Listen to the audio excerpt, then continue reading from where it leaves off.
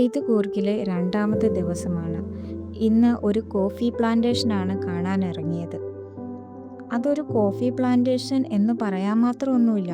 ഒരു വീടിനോട് ചേർന്നിട്ട് കുറച്ച് കാപ്പിച്ചെടികൾ വെച്ച് പിടിപ്പിച്ചിരിക്കുന്നതാണ്. എൻ്റെ വീട്ടിൽ ഇതിലും കാപ്പിച്ചെടികളുണ്ട്. അതിനാണ് ഞാൻ 200 രൂപ കൊടുത്ത് കാണാൻ വന്നത്.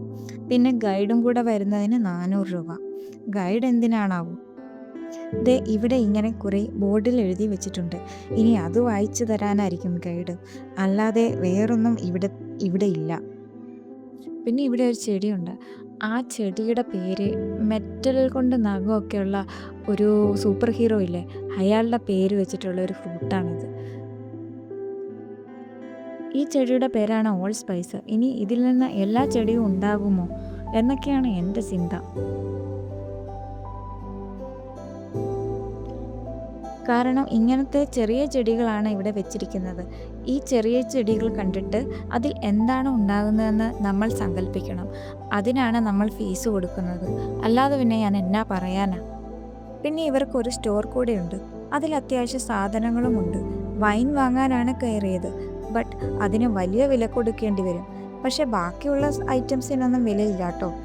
ഇവിടുന്ന് ഹേസൽനട്ടിൻ്റെ ഒരു കോഫി പൗഡറാണ് വാങ്ങിയത്.